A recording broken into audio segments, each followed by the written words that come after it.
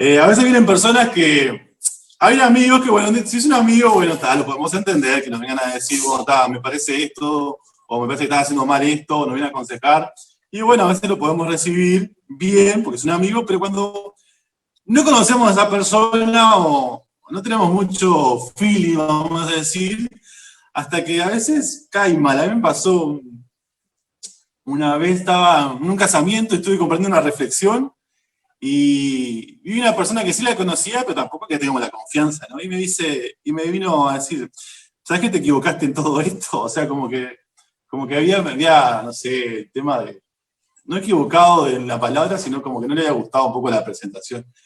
Y como que uno trata de decir, bueno, gracias por el consejo, pero en realidad por dentro como diciendo, ¿vos quién sos para venir a decirme esto? Bueno, hoy vamos a hablar de la carta de Colosenses, ¿sí? La carta de Pablo, que le escribió a la iglesia de Colosas.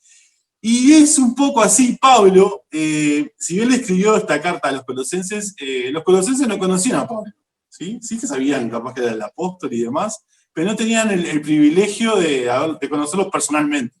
Y Pablo lo que hace es escribir una carta y darles unos buenos consejos a estos hermanos. Así que hoy vamos a estar viendo la carta a los colosenses en el capítulo 2. Vamos a entrar un poco de contexto a la carta, ¿sí? Bueno, como dije, fue escrita por el apóstol Pablo, dice que fue escrita en el 63 después de Cristo, y también fue escrita junto a Timoteo, ¿sí? Ahí se presentan los dos. Y Pablo estaba preso en Roma ya cuando escribe esta carta a los colosenses. La ciudad de Colosas, o sea, la iglesia de Colosas era una ciudad muy pequeña, no muy importante, en lo que era el imperio allí. Bueno, pero Pablo le dedica esta carta a los colosenses, ¿sí? Y les voy a leer un comentario un poquito para que estemos todos un poco alineados. Dice, Pablo le escribe porque habían problemas entre los cristianos en Colosas. Pero el problema doctrinal, un problema doctrinal, muy a menudo conocido como la herejía de los colosenses. Es decir, se describe de una manera precisa. Era probablemente una corrupción del cristianismo, el cual tenía connotaciones místicas y legalistas del judaísmo, y quizás estaba combinado con el gnosticismo que comenzaba a aparecer en esos tiempos. Y un poco este comentario habla del gnosticismo, ¿sí? Y lo que creen estas personas, o que empezaban a infundir en la iglesia, es que insistían en que el importante conocimiento secreto estaba escondido para la mayoría de los creyentes, y Pablo, en esta carta vamos a ver que Cristo nos provee todo el conocimiento que necesitamos. Hallando a Cristo, conociendo a Cristo, tenemos todo el conocimiento y la sabiduría. También estos gnósticos enseñaban que el cuerpo material era maligno, y bueno, un poco Pablo también en esta carta declara que Cristo, sí, Dios hizo carne, pero que el cuerpo de Cristo fue un cuerpo real, no un cuerpo que la gente solamente veía como un espíritu, y declara un poco la encarnación de Cristo, ¿no? Y también decían, fue un poco a cuestionar la deidad de Cristo, ¿no?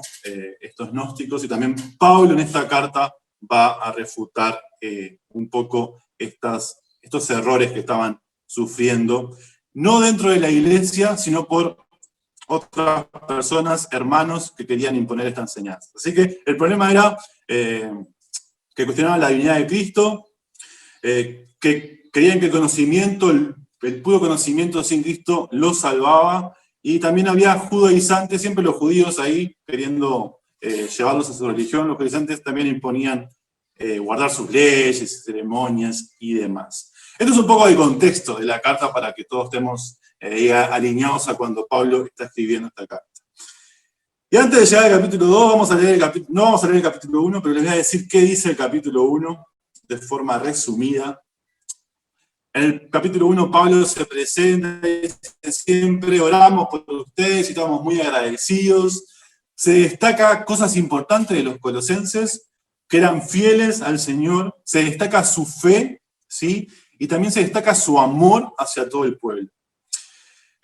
También en el capítulo 1 vemos que el evangelio a Colosas llegó por el hermano Epafras, ¿sí?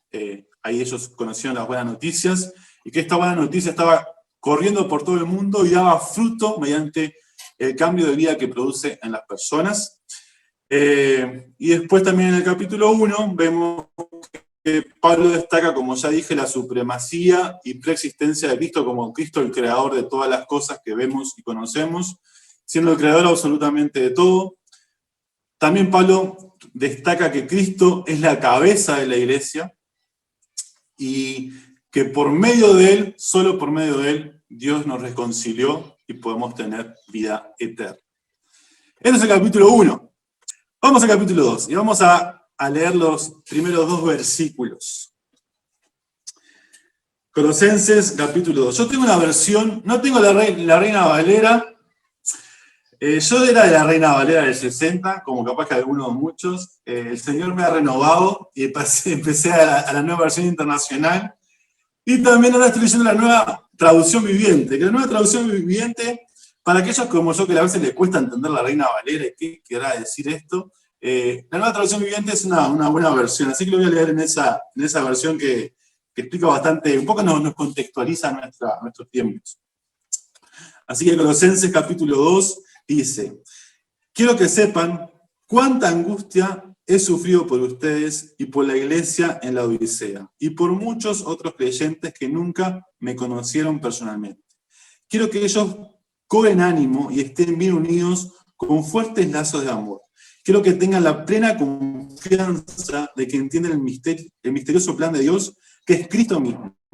En él están escondidos todos los tesoros de la sabiduría y del conocimiento. Les digo esto a ustedes para que nadie los engañe con argumentos ingeniosos, pues si bien estoy lejos, mi corazón está con ustedes. Y me alegro de que viven como deben hacerlo, y de que su fe en Cristo se mantiene firme. Leí un poquito más de 2 versículos, pero vamos a enfocarnos en estos primeros 2 versículos. Acá dice que quiero que sepan cuánta angustia, dice otra versión, lucha a la Reina Valera. Y Pablo se encontraba luchando a favor de la iglesia, ¿sí? Y dice que estos 2 versículos, que su deseo era que sepan que alguien estaba luchando a favor de ellos, ¿no? ¿Para qué? Para que cobren ánimo y para que permanezcan unidos en amor. Como dije, la iglesia estaba recibiendo diferentes enseñanzas erróneas, ¿sí? Pero, como dije, a pesar de estas enseñanzas, la iglesia se mantenía fiel a Dios. Era una iglesia que no estaba practicando muchas de estas cosas que se querían enseñar, pero Pablo obviamente escribe la carta para un poco estar ahí protegiendo y enseñando la verdad. Y Pablo dice que estaba luchando, y no que Pablo estaba agarrando las piñas con los gnósticos, o con los, no es ese tipo de lucha, sino que estaba luchando de una forma espiritual, ¿no? A través de la oración, el ayuno y demás. Y yo pensaba en esta lucha, ¿no? Que nosotros como seres humanos, desde un principio siempre estábamos luchando. Y yo puse acá, cuando el espermatozoide, que son millones, viaja por todo para llegar al óvulo, es una lucha, ¿no? El que llega más rápido y fecunda el óvulo es el que se va a convertir en el niño, la niña de papá y mamá, ¿no? Entonces ya desde el principio estábamos luchando para llegar a poder existir. Después luchamos contra la persona que, como estamos en el vientre de mamá, de papá, bien calientitos ahí en nuestro mundo, viene alguien que nos quiere sacar, que es el ginecólogo, ¿no? Sacándonos de ahí, de nuestro ambiente, y estamos en una lucha ahí. Luchamos en la vida, con nuestros estudios, por ser buenos estudiantes, por ser alguien en la vida. Luchamos muchas veces por el amor a nuestros padres, aquellos que tienen hermanos. A veces el tener llamada la atención de papá y mamá es una lucha, ¿sí? Entonces a veces luchamos con eso. Luchamos por conseguir un buen trabajo, luchamos para aquellos que son responsables de la familia, brindarles lo mejor y necesario a nuestros hijos. Y todas estas cosas son cosas lícitas, luchas que todos estamos de acuerdo, pero a veces también luchamos por cosas equivocadas. Yo puse acá, luchamos por un amor no correspondido. Yo estoy enamorado de esa persona, y lucho hasta la muerte, pero esa persona ni cuenta se da que existo. Y a veces luchamos, nos frustramos por eso. A veces los padres luchan para que sus hijos sean ese médico, ese abogado, esa persona que va a salvar de la familia, y le imponemos a nuestros hijos algo que a veces ni nosotros podemos, llegamos a hacer y tampoco podemos hacerlo. Entonces también es una lucha que tenemos a veces. Muchas veces luchamos por tener la razón en todo, muchas veces sabiendo que estamos equivocados, pero bueno, yo no puedo perder, no puedo darme el lujo de decir que estoy equivocado. Y luchamos para tener la razón. Y también como cristianos luchamos, ¿sí? Luchamos por ser más santos, luchamos cada día por los ataques que la sociedad, que el sistema, el enemigo quiere imponernos. Así que como cristianos luchamos. Y Pablo dice que estaba luchando por esta iglesia, pero a favor. Y nosotros como cristianos luchamos. Y podemos luchar a favor de la iglesia o podemos luchar en contra de la iglesia. ¿Cómo un cristiano puede luchar en contra? Van a decir, un cristiano creyente, que cree en Dios, puede ir en contra de lo que Dios ha establecido. Y yo puse acá algunas cosas. Y no es que esto a veces, cuando estaba preparando esta charla, me estaba dando cuenta que muchas veces yo estoy luchando contra la iglesia. Y a veces luchamos con críticas negativas de lo que se hace. Pues criticamos, bueno, esto, ¿por qué se hace esto así? ¿Por qué estamos tan mal? Y empezamos a criticar y ver solo lo malo.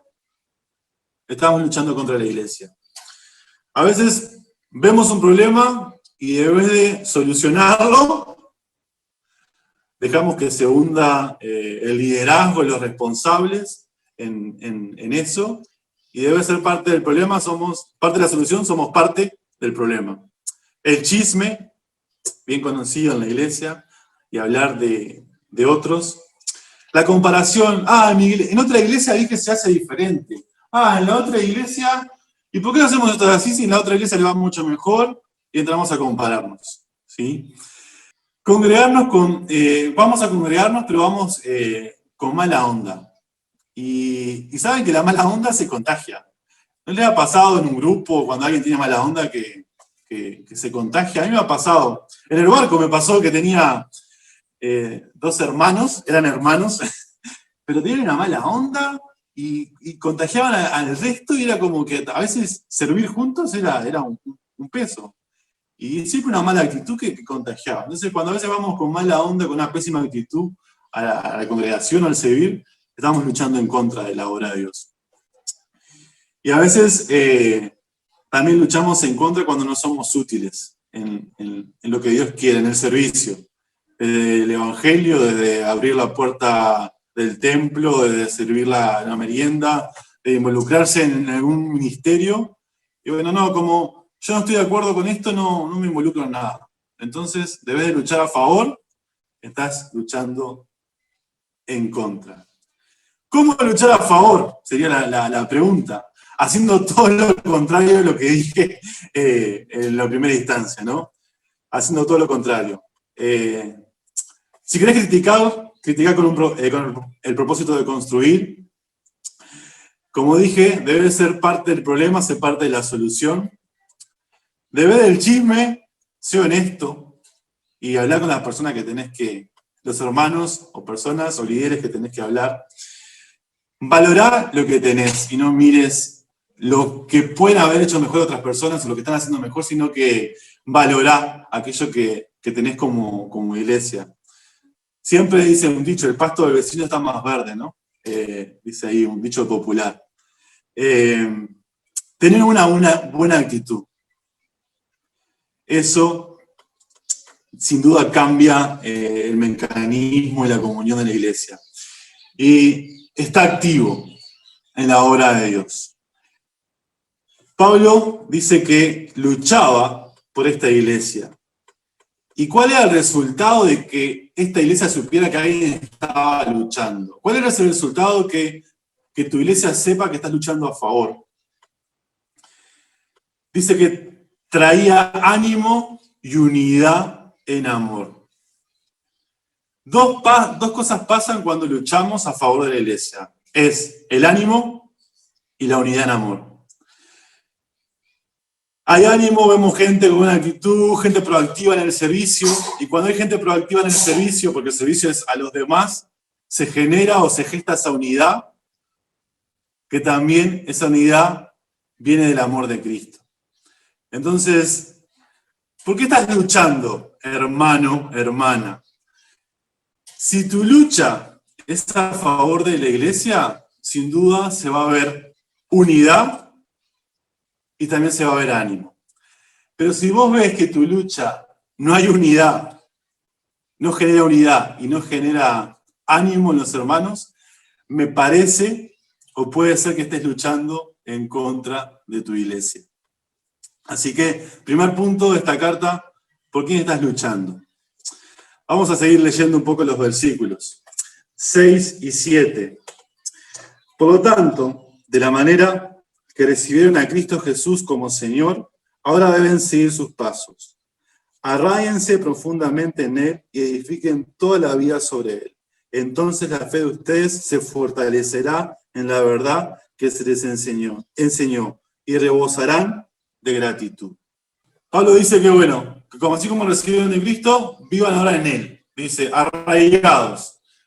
Da la figura de ese árbol que tiene sus raíces y se arraiga a la tierra para obtener los nutrientes. Así nosotros como cristianos debemos arraigarnos en Cristo, ser edificados, ¿sí?, en la enseñanza, en la comunión, para poder crecer, confirmados, y dice que sean agradecidos. Y yo podría hablar un poquito de arraigados, edificados, confirmados, pero muchas veces obviamos la última parte, que dice sean agradecidos, o rebosen de acciones de gracia, dice la Reina Valera. Y era tan importante para Pablo que los colosenses supieran eso, que lo repiten en el 3.15 y lo repiten en el 4.2 de la carta. O sea, nombra 3 veces, dice, sean agradecidos. ¿Cuándo fue la última vez que fuiste agradecido? Para pensar, a ver, en esta semana, ¿cuándo fue la última vez que le dijiste gracias a alguien? O a Dios. Es difícil a veces ser agradecidos. Y como humanos, nos cuesta un poquito. ¿Sí? Y a veces pensamos más en lo que necesitamos, en aquello que queremos tener o anhelamos, que más en lo que ya tenemos.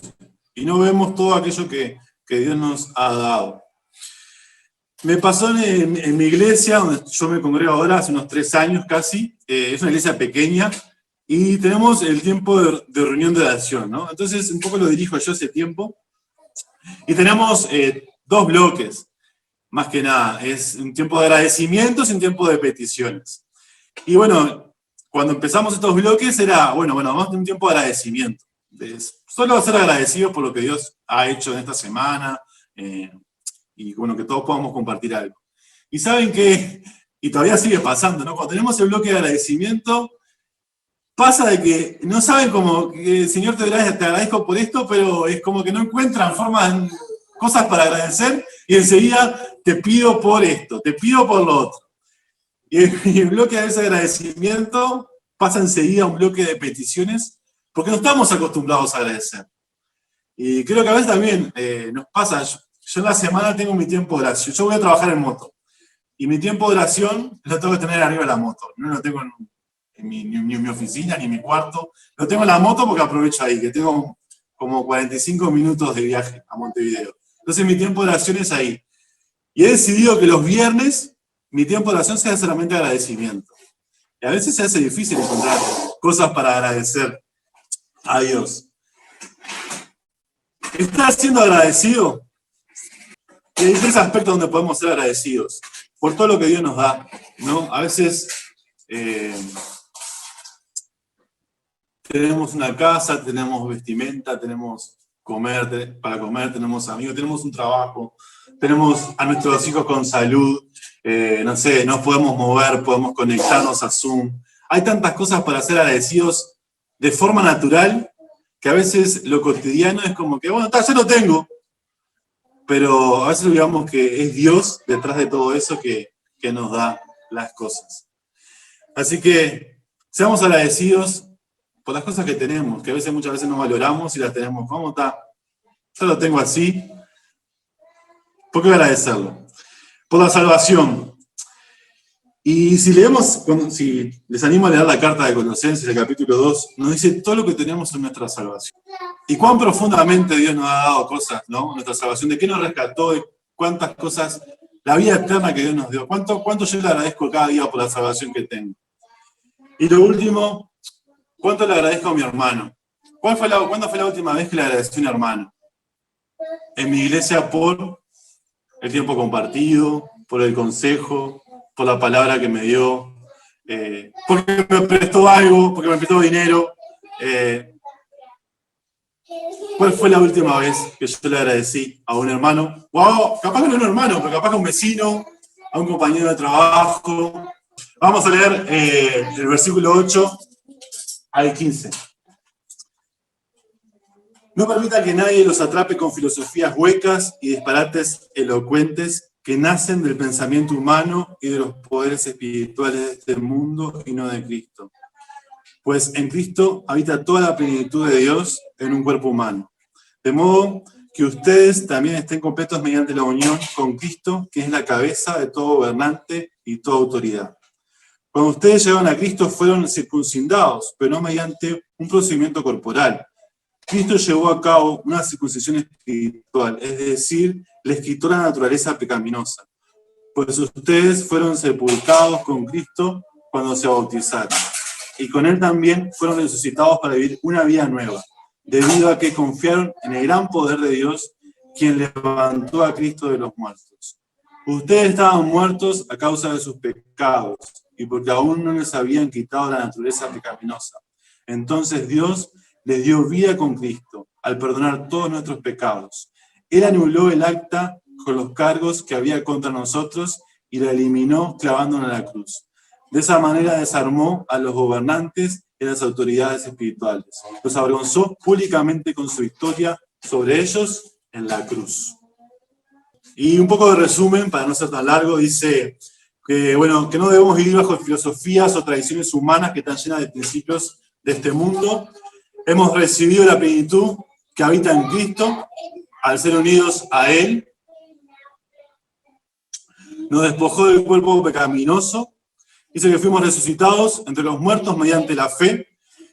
O sea que estábamos muertos en nuestros pecados y nos perdonó todos los pecados y anuló la deuda que teníamos. Así que todo eso nos dio Jesús, dice estos versículos. Pero en este punto quiero decir que a veces vivimos muertos entre los vivos. Y no me refiero a aquellos que no han sido salvos, sino que me refiero a los cristianos verdaderos. A veces parecemos más muertos que vivos. ¿Y cómo es esto? Dice que el versículo ahí 8 dice que no sigamos las filosofías humanas de este mundo. Y nos refiere a cosas que la sociedad tiene como filosofías de vida. Y me ha pasado de escuchar a cristianos de que ponen el billete, el 29, cada 29 debajo del plato de ñoquis. Entonces el 29 comemos unos ricos ñoquis, pero vamos a poner el billete abajo del plato para que el Señor multiplique la bendición. Hermanos comprometidos de que dicen, yo juego al 5 de oro, o a la quiniela, a la tómbola, lo que más les guste. Y juegan ellos al 5 de oro y dicen, pero cuando yo voy a sacar el 5 de oro, obviamente voy a diezmar toda esa fortuna para el reino de Dios. La estampita o algún símbolo que signifique suerte o protección. Ayer fue Halloween también. Y capaz que los niños son cosas que no entienden, son unos caramelos. ¿Qué va a pasar? Vemos niños de cristianos festejando Halloween. Y hay una escalera y a veces uno está por las dudas. Yo sé que Cristo es suficiente, que Cristo me protege, pero vemos la escalera y debe pasar por abajo, pasamos por el costado. Pero a veces nos pasa de que tomamos cosas como cristianos normales, la filosofía de este mundo. Y todo eso muestra una vida vieja, una vida antigua, y no muestra una vida en Cristo. En el capítulo 3, Pablo les recuerda que han muerto a su vieja naturaleza y que deben vivir de acuerdo a su nueva naturaleza. Y también a veces como cristianos seguimos muchas veces en el círculo de nuestro pecado, o ese pecado que no hemos podido dejar. Pablo nombra en el capítulo 3 el chisme, la envidia, la mentira, y puede ser también alguna otra cosa más, la pornografía, el lenguaje obsceno, la idolatría, y no capaz que la idolatría de una imagen, pero capaz que también dice que la avaricia es idolatría. Y nos estancamos en nuestra vida, nos estancamos en nuestro pecado, y de vivir como vivos entre los muertos, vivimos muertos entre los vivos, ¿sí? Y sin duda el pecado nos estanca, como dije, y sin duda afecta nuestro estado de ánimo. Y el Salmo 51 dice, devuélveme la alegría de tu salvación y que un espíritu obediente me sostenga. O si no, devuélveme el gozo, dice otra versión, de tu salvación. Este salmo es el salmo de David, y es cuando el profeta Natán va y va a reprender a David, ¿verdad? Y se dice ya, aquellos que han estudiado, dice que ya había pasado un año en que David estaba en su pecado, y viene este profeta para reprenderlo. Y en este año, sin duda, David había perdido ese gozo de salvación. ¿Por qué? Y porque si bien había pasado ese pecado, él no había confesado su pecado. Y tampoco había querido salir de él. Y esto nos pasa muchas veces cuando seguimos en la misma roca del pecado, ¿no? De que el gozo se pierde. Y a veces vemos cristianos con poco gozo. Y capaz que uno dice, pero tiene esta lucha, le falta el trabajo, los hijos, el matrimonio. Y a veces capaz que es algo más que eso. Y capaz que a veces hay algo hay círculos o hay cosas que no ha dejado. Y sin duda repercute en nuestra vida espiritual. Así que, ¿cómo estamos viviendo? ¿Vivos o muertos? Y para terminar, vamos a leer los versículos 20 y 23 de Colosenses. Dice,